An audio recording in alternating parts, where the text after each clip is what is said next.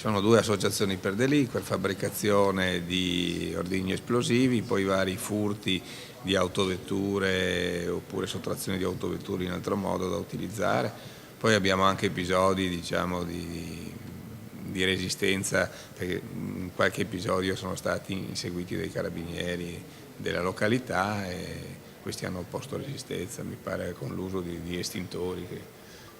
utilizzavano spargendo lo schiumogeno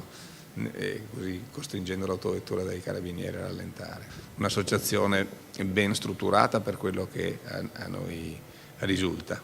con nascondigli per le autovetture, utilizzo delle armi che finora non abbiamo trovato, questo dobbiamo dirlo, però abbiamo trovato riscontro, una polvere pirica utilizzata per gli ordigni, una discreta somma di denaro, quindi pensiamo di avere dei buoni elementi perché anche il Tribunale del riesame possa